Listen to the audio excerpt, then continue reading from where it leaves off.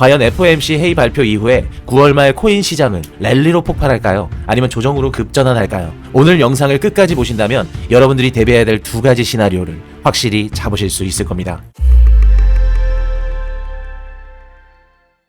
안녕하세요. 코인이슈 집중분석입니다. 간단한 시황 브리핑으로 시작하도록 하겠습니다. 비트코인은 11만 6천 달러 부근에서 횡보를 하고 있고요. 이더리움은 4,500달러 선에서 숨고르기를 하고 있습니다. 어제 발표됐던 미국의 소매 판매 지표가 뜻밖의 결과를 보여줬죠. 인플레이션 압력과 고금리라는 거센 역풍에도 불구하고 미국 소비자들은 여전히 지갑을 열고 있었습니다. 온라인 쇼핑이나 외식 지출까지 크게 늘어나면서 경기 체력이 생각보다 강하다라는 신호가 던져진 것이죠. 하지만 반대 신호도 존재합니다. 노동시장은 점점 약해지고 있고 고용 증가 둔화와 실업률 상승은 경기 둔화가 본격화될 수 있다는 불안감을 키우고 있죠. 결국 연준 입장에선 소비는 견조한데 고용은 약화되는 이 상반된 신호 속에서 내일 어떤 결정을 내려야 될지 더 어려운 상황에 놓였습니다. 이제 모든 초점은 단 하루 앞으로 다가온 9월 18일 FOMC로 향하고 있죠. 금리 인하 자체는 기정사실로 받아들여지고 있지만 시장이 진짜로 궁금한 건 연말까지 연속 인하가 가능할까? 이 부분일 겁니다. 만약 파월 의장이 속도 조절을 시사한다면 지금의 기대감은 한순간에 꺼질 수 있고요. 과연 FOMC 회의 발표 이후에 9월 말 코인 시장은 랠리로 폭발할까요? 아니면 조정으로 급전환할까요? 오늘 영상을 끝까지 보신다면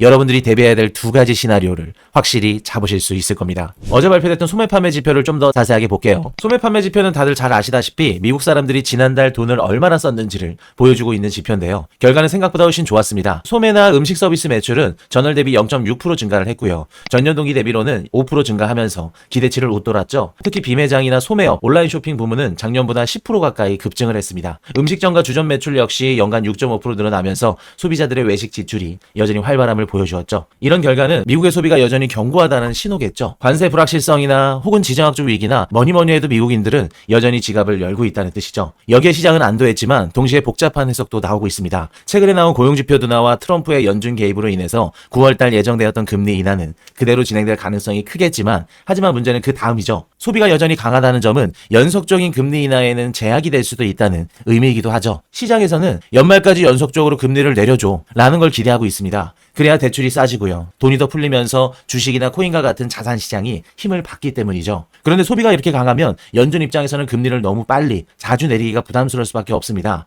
금리를 많이 내리면 물가가 튀어오르는 인플레이션 현상이 나타날 수 있기 때문이죠. 투자자들이 바라는 건 9월달 한 번의 인하가 아니라 10월, 12월까지 이어지는 완화 기조입니다. 그러나 이번 소매 판매 지표는 연속 인하 기대에 의문점을 던졌죠. 정리하자면 이번 소매 판매 지표 발표는 9월달 이후의 금리 인하에 대해선 의문점을 남겨준 겁니다. 결국 내일 파월 연준 의장이 어떤 메시지를 내놓느냐에 따라서 단기 랠리가 이어질지 아니면 다시 조정 국면으로 되돌아설지가 갈리게 될 겁니다. 그렇다면 내일 발표 이후에 코인 시장은 어떤 시나리오로 움직이게 될까요? 이번 영상을 끝까지 보신다면 여러분들이 꼭 준비해야 될 답을 명확하게 확인하실 수 있을 겁니다. 이렇게 불확실한 장세에도 소수의 분들은 수익을 내고 계십니다. 시그널룸에서 실시간 시황과 각종 분석 자료들을 무료로 제공해드리고 있으니까 관심 있으신 분들은 영상 정보란과 고정 댓글란 확인 바랍니다. 자, 온체인 데이터로 한번 가보겠습니다. 곧 있을 금리 인하가 방향성을 결정짓기 전에 자금의 흐름과 온체인 데이터를 먼저 확인해보는 것이 중요하겠죠. 먼저 투자 심리부터 확인 한번 해볼게요. 공포탐욕 지수는 현재 50 수준으로 명확한 방향성이 없는 중립 구간에 머물러 있습니다. 어제 50일에서 소폭 하락하면서 시장은 상승도 하락도 아닌 그야말로 폭풍 전의 고요 상태를 보여주고 있는데요. 이는 투자자들이 FOMC 전까지 관망세를 유지하고 있다는 뜻입니다. 최근 비트코인 가격이 반등하면서 단기 보유자들의 심리가 다시 살아나고 있죠. 단기 보유자들의 코스트 베이시스, 즉 평균 매입 단가는 11만 1,800달러에서 11만 4,200달러 구간에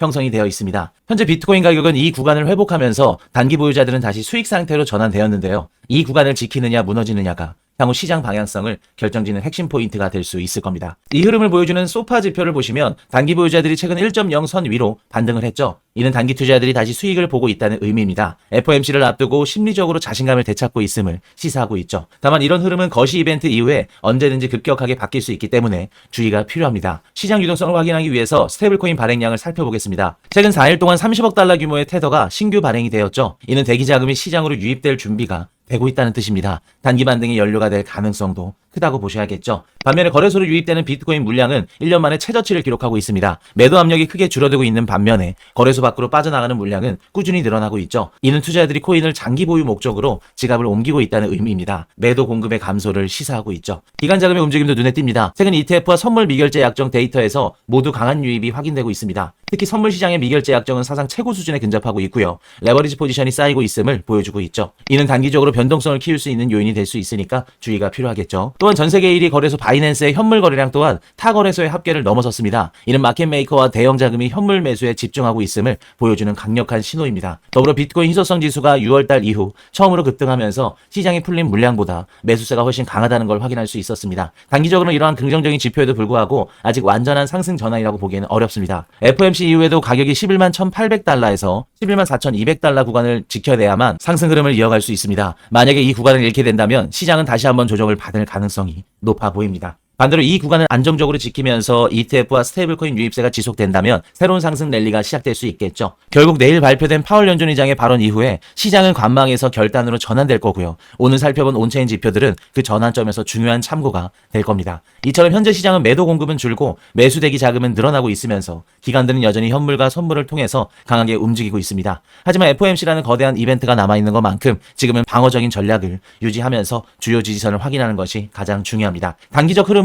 조정 가능성을 높게 보고 있습니다. 그 가능성은 매수 기회로 연결이 될 겁니다. 그 이유는 중장기적인 관점에서는 고래들의 매집량이 증가하고 있는 온체인 데이터가 보여주고 있기 때문이죠. 자, 기술적 분석으로 들어가 보겠습니다. 현재 비트코인 가격은 연준의 금리 결정을 앞두고 11만 3,500달러에서 11만 7,500달러 사이 구간 박스권 행보를 이어가고 있는 상태입니다. 17일 오늘 새벽부터 매수세가 조금 남았네요. 하지만 11만 7,000달러에서 저항을 맞고 있는 모습이고요. 아직까지 뚜렷한 방향성은 보이지 않은 채 관망세가 이어지고 있습니다. 보통 지금처럼 낮은 거래량을 동반한 횡보세 이후에는 갑작스런 거래량 증가와 방향성이 같이 나오게 되는데 이번에 다가오는 FOMC 금리 발표가 그 촉매제가 될 가능성이 높겠죠. 단기 차트를 조금 더 세밀하게 보면 모멘텀 약화 신호가 뚜렷합니다. 15분봉 MACD는 최근 데드크로스를 기록했고 히스토그램도 음의 영역으로 전환이 됐네요. RSI 역시 과매수권에서 중립선까지 내려왔고 고점에서는 약세 다이버전스가 포착이 됐습니다. 즉 매수 에너지가 점차 소진이 되면서 새벽부터 이어진 단기 상승 동력이 약해진 상태고 지금 다시 횡보세로 돌아서려는 모습을 보여주고 있네요. 거래량 흐름도 이를 뒷받침합니다. 최근 며칠간 현물과 선물 모두 거래량이 줄어들고 있고 시장 유동성은 얕아진 상황이죠. 이른 금리 발표 전까지 투자자들이 적극적으로 움직이지 않고 있다는 의미인데 발표 직후 쏟아져 나오는 주문에 따라서 가격 변동성이 커질 수 있다는 점을 주의해야 됩니다. 무엇보다 눈여겨야 될 부분은 투자자 심리입니다. 금리 인하가 임박하면서 시장 전반에는 FOMC 이후에는 비트코인이 반드시 오를 거야 라는 낙관론이 퍼져 있습니다. 문제는 이런 분위기에서 지지가 무너질 경우에 대규모 청산이 한꺼번에 쏟아질 수 있다는 점이죠. 차트상의 핵심 레벨을 정리하면 지난 영상에서 말씀대로 상단 저항은 11만 7천 달러 구간입니다.